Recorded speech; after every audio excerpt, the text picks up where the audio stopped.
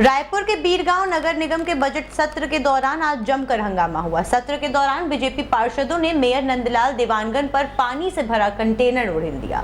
इस दौरान उन्होंने जमकर नारेबाजी भी की। दरअसल आज बीरगांव नगर निगम में मेयर नंदलाल देवांगन ने 149 करोड़ का बजट पेश किया। इस बीच बीजेपी के कुछ पार्षदों ने उनके वार्ड में पानी नहीं आने को लेकर विरोध प्रदर्शन किया। इस दौरान उन्होंने मेयर पर पानी डाल दिया।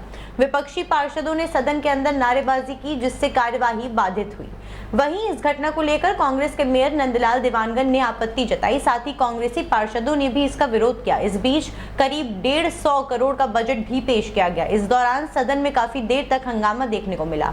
बीजेपी ने पार्षदों ने दावा किया कि उनके वार्ड में पानी की किल्लत है। काफी बार पानी की समस्या दूर करने को लेकर मेयर से कहा भी गया, लेकिन कोई सुनवाई नहीं की जा रही है। इस गर्मी में लोगों को समस्या का सामना करना पड़ रहा है। इसी को देखते हुए आज प्रदर्शन किया गया। उन्होंने कहा कि अगर इस समस्या का समाधान नहीं निकाला गया तो आगे बड़ा आंदोलन किया जाएगा। उत्तर प्रदेश के मुख्यमंत्री योगी आदित्यनाथ ने आज लखनऊ में अनंत नगर आवासीय योजना का शुभारंभ किया। लखनऊ विकास प्राधिकरण LDA द्वारा विकसित की जा रही इस योजना का उद्देश्य राजधानी में सभी आय वर्ग के लोगों को आधुनिक और सुलभ आवासीय सुविधाएं प्रदान करना है।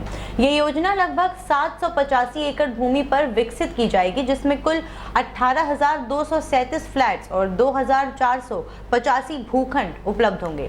इन भूखंडों की कीमत 4,100 रुपए प्रति वर्ग फीट निर्धारित की गई है। मुख्यमंत्री ने इस अवसर पर कहा कि ये योजना लखनऊ में आवासीय आवश्यकताओं को पूरा करने में महत्वपूर्ण भूमिका निभाएगी और ईज ऑफ लिविंग को बढ़ावा देगी। अनंत नगर योजना में विभिन्न आय वर्गों के लिए आवासीय विकल्प उपलब्ध कराए जाएंगे, जिसमें आर्थिक रूप से कमजोर वर्ग यानी EWS और निम्न आय वर्ग LIG के लिए विशेष प्रावधान किए गए हैं।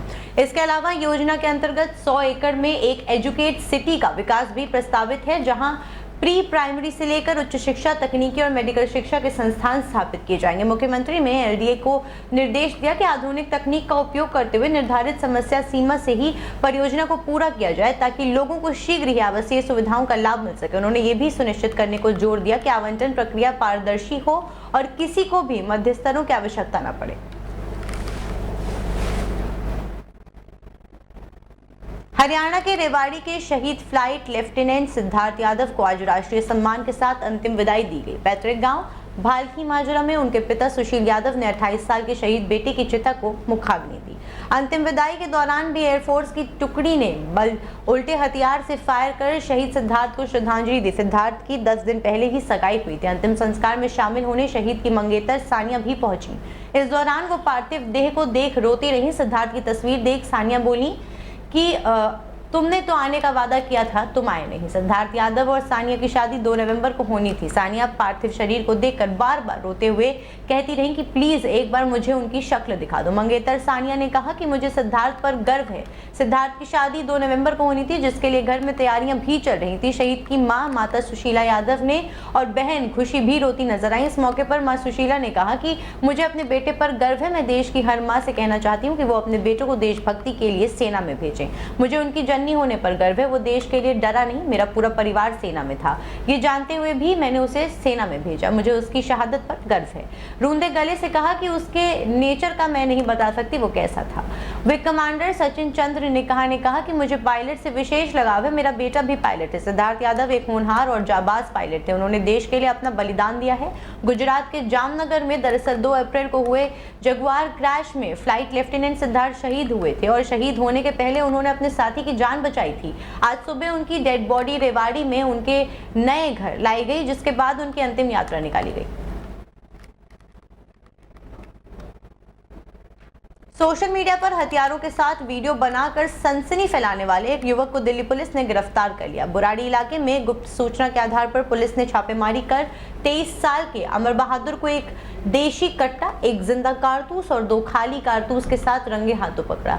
दिल्ली पुलिस की टीम इलाके में गश्त कर रही थी। इस दौरान पुलिस को खबर मिली कि एक युवक अवैध हथियारों के साथ इंस्टाग्राम पर वीडियो पोस्ट कर रहा है और इस समय पुश्ता रोड बुराड़ी में मौजूद है। सूचना मिलते ही कांस्टेबल दिनेश और कांस्टेबल राहुल तुरंत मौके पर पहुंचे। रात करीब 10:45 पर पुलिस ने अंटी की ठोकर के पास एक संदिग्ध युवक को देखा। पुलिस टीम को देखते ही वो झाड़ियों में छिपने की कोशिश करने लगा, लेकिन पुलिस ने उसे दबोच लिया। तलाशी के दौरान उसके पास से एक देशी कट्टा, एक जिंदा कारतूस और 2 खाली कारतूस बरामद हुए। आरोपी की पहचान अमर बहादुर के रूप में हुई। इंस्टाग्राम में लड़के ने हथियार के साथ हरियाणवी गाने के लिरिक्स लगाए हैं, जिसके बोल हैं, मेरे यार बराती आवेंगे। पूछताछ के दौरान अमर बहादुर ने बताया कि वो नेपाल का रहने वाला है और अपने भाई के साथ अमृत विहार में कार साफ करने का काम करता है। उसने पुलिस को ये भी बताया कि सोशल मीडिया पर फॉलोअर्स बढ़ाने के लिए उसने अपने दोस्त के देशी कट्टा लिया था और उसी के साथ इंस्टाग्राम पर वीडियो भी अपलोड करता था। गुजरात के जंगलों में शेरों की बढ़ती गतिविधि अब रिहायशी इलाकों तक पहुंचने लगी है, जिससे लोगों में डर और चिंता बढ़ गई है। अमरेली जिले के एक परिवार के लिए रात डरावनी साबित हुई जब उन्होंने अपने घर की रसोई में एक शेर को बैठे पाया। ये नजारा देख परिवार दहशत में आ गया और अपनी जान बचाने के लिए घर से बाहर भागा। ये घटना बुलू भाई राम भाई लाखानात्रा के घर की घटी है, जब शेर छत के बने एक खुले हिस्से से अंदर घुस आया। रिपोर्ट्स के अनुसार शेर ने घर में घुसते ही अफरा तफरी मच गई। परिवार ने शोर मचाकर आसपास के ग्रामीणों को सतर्क किया, जिसके बाद गांव वालों ने मिलकर रोशनी और शेरगुल की मदद से शेर को भगाने की कोशिश की। सोशल मीडिया पर वायरल इस वीडियो में देखा जा सकता है कि शेर दीवार पर बैठा हुआ है और रसोई की ओर झांक रहा है। इस दौरान एक ग्रामीण ने टॉर्च की रोशनी उसके चेहरे पर डाली, जिससे शेर कुछ देर के लिए कैमरे की ओर देखता है और उसकी आंखें अंधेरे में चमकती हुई नजर आती हैं। लगभग 2 घंटे की मशक्कत के बाद शेर को घेर कर बाहर भगाया गया। सौभाग्यवश इस घटना में कोई भी घायल नहीं हुआ।